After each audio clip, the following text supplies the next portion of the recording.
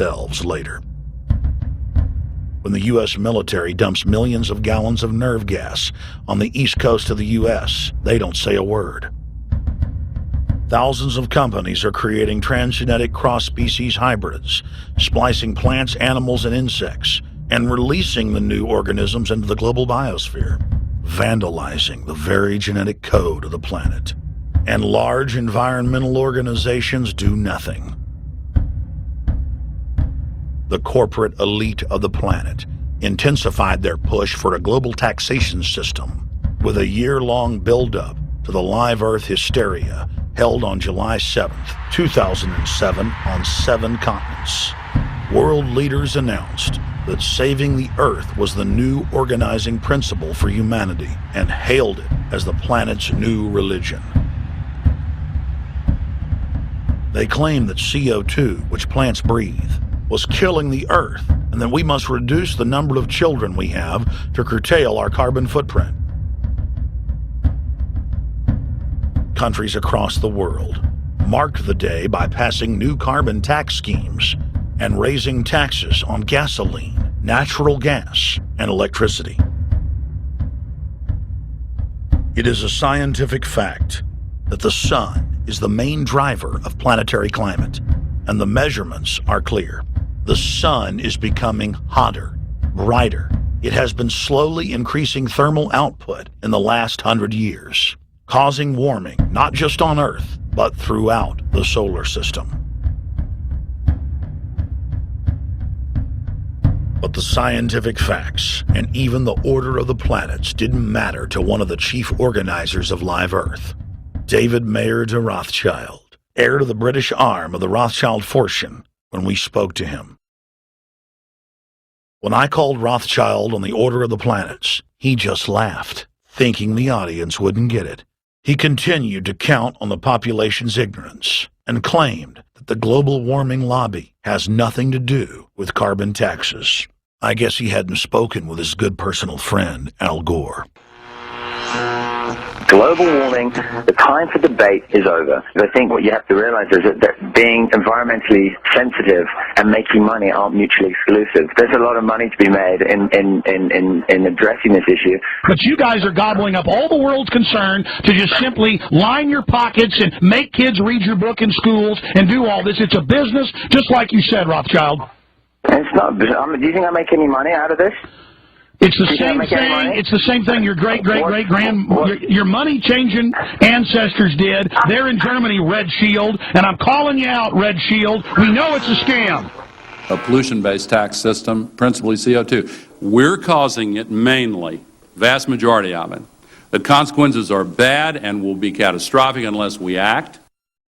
The polar ice caps of Mars are receding at several miles a year, much faster than ours, and that the moons of Saturn and Jupiter are melting. In fact, several of their moons were ice and are now liquid seas. Now, how are SUVs causing that, David Rothschild? That's because those planets are closer to the sun, my friend. No, Jupiter and Saturn are not closer to the sun. Neither is Mars.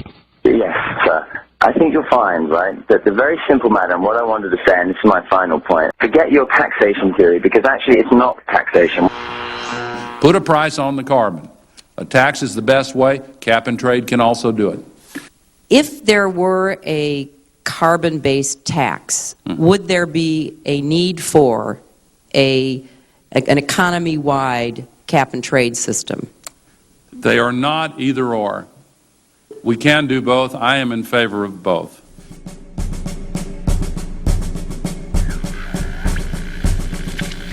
The architects of the New World Order are in a race to complete the structure of world government so they can suppress the independent development of technologies that threaten their monopoly of power, while at the same time steering new developments in the direction the architects chart for humanity.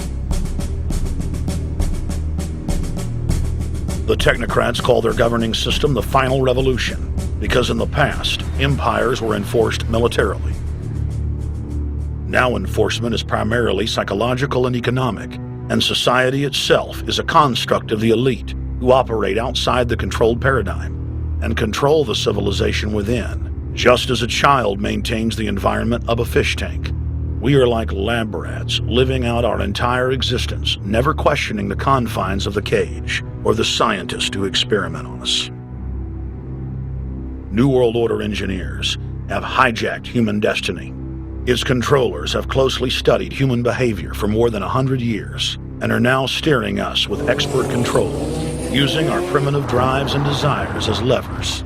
They have developed their mind control systems to the point of being able to control the average unconscious person like a car.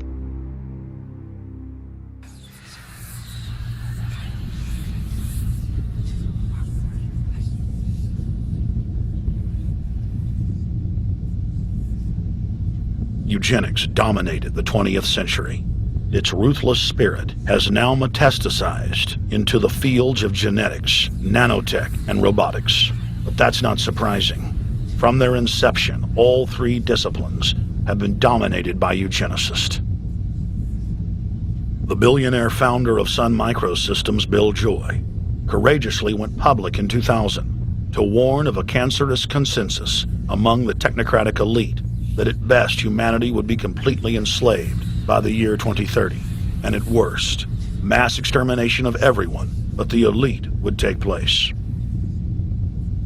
A who's who of the techno-elite are members of what is known as the transhumanist or post-humanist movement. Many of its adherents see only the beneficial aspects of technology's exponential rise, like bringing sight to the blind, sound to the deaf, and longer life for all. But what many of them don't know is that master eugenicist Julian Huxley founded transhumanism, and that society's controllers openly admit that the new system is designed to progress into absolute tyranny.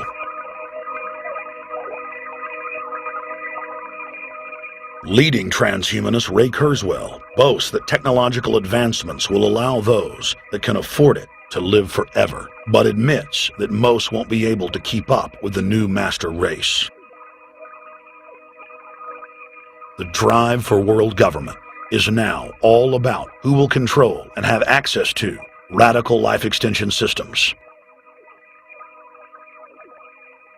Biological evolution is too slow for the human species. Over the next few decades, it's going to be left in the dust.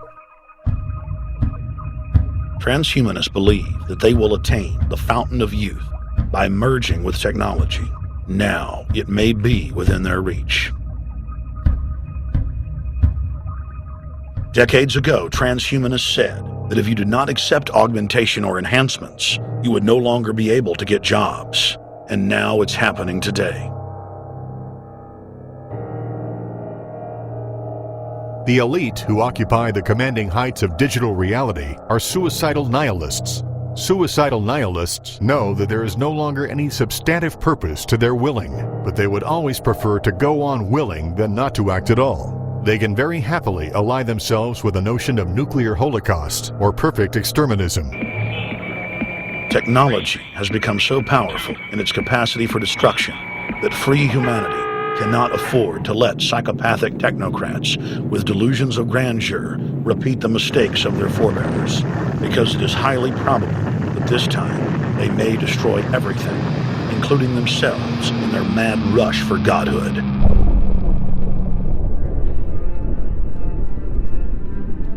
In this film, we have chronicled the Overlord's bloody orgy of experimentation, which already claimed the lives of more than 150 million people in the 20th century.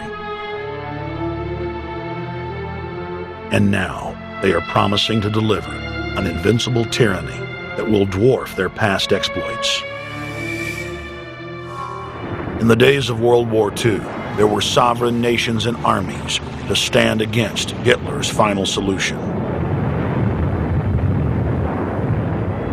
Once world government is in place, no one will be able to stop the New World Order's plans for global population reduction.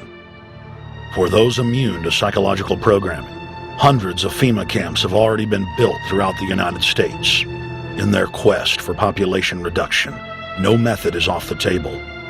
These dark builders intend to release a string of man-made bioweapons plagues, each one worse than the last, while at the same time expanding the police state to enforce an orderly extermination of the population, all in the name of fighting invisible terrorists.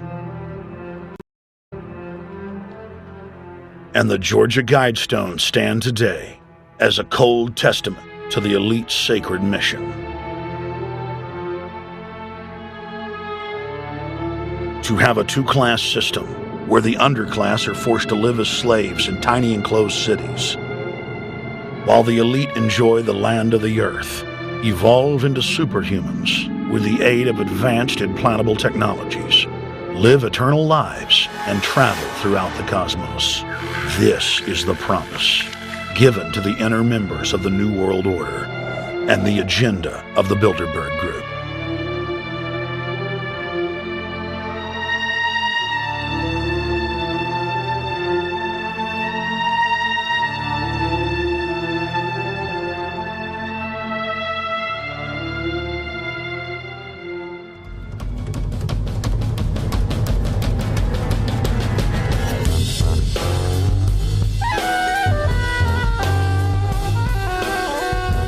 In 2007, Jim Tucker continued his 30-year quest to expose the globalist by traveling to Istanbul, Turkey, the site of Bilderberg, 2007.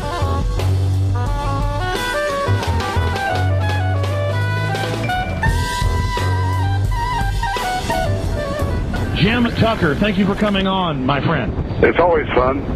Jim, tell us what you saw today when you were out at the Ritz Hotel. We were at the Ritz-Carlton. It looked like a typical Bilderberg scenario. They had the armed guards all around the place. They had platoons of cops in formation waiting for the disbursement. They also had cops all the way around the building, and they had all those high-tech things where every member can hear whatever's spoken in any language instantly translated into his own language so they can keep up with it.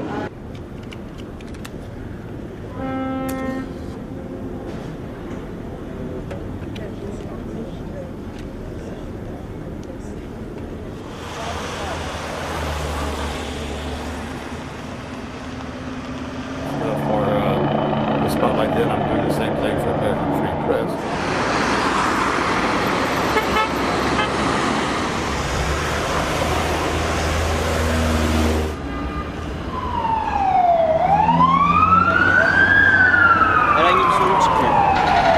Hey, is the hotel open? Şu iki İngilizce bilen var mı? Ben bilmediğim için.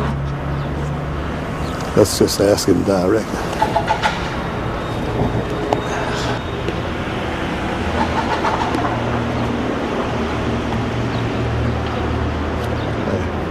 Is Bilderberg meeting here this weekend? You can look this way. We had my two personal cops following me today. I was not aware of it because my nose is always sticking to the camera. My jaws are always flapping.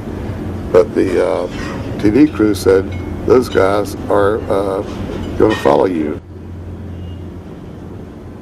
And their car followed us out to the hotel. Then they identified the two cops in plain clothes, not business suits, but sport shirts and so forth. Yeah. That's the car that's been on our ass? Yeah. I want to photograph him? Yeah. You are, aren't you? Well, they're very likely Bilderberg boys.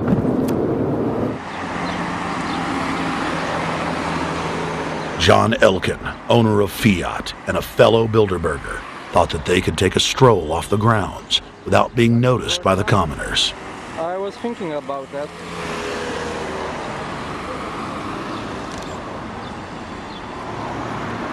This Bilderberg attendee sneered at our camera.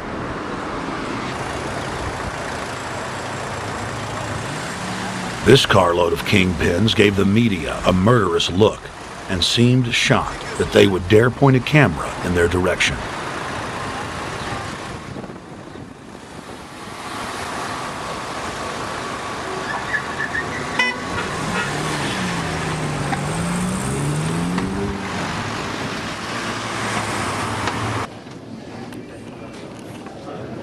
In 2007, the Bilderberg Group received the heaviest global coverage in its history. Jim Tucker witnessed press conferences attended by hundreds of members of the media and a new generation of info warriors, like reporter Paul Dornanu of Romania, are tracking the elite, no matter where they hide. Expunem acest grup Bilderberg. Now, Jim, my governor, Rick Perry, it's in the front of the Dallas Morning News. The headline reads, Texas Governor Rick Perry to attend Bilderberg. What does it mean to have the governor of Texas in the Dallas Morning News just admitting he's going to Bilderberg Group? It means he's a potential president, even as the obscure governor of Arkansas, Bill Clinton, lost his virginity at the Bilderberg meeting in Baden-Baden, Germany in 1991, and he's elected president the following year. Now, if he goes nowhere in a run for the White House in the years ahead, they'll drop him like an old shoe. They do that often, but officially, Bilderberg considers Governor Rick Perry a potential president of the United States. Yes, it's a violation of the Logan Act, for which Bill Clinton's White House was fined $300,000, which means the taxpayers paid it. When Perry returned to Texas from Istanbul, we were determined to hold him accountable for his treasonous actions.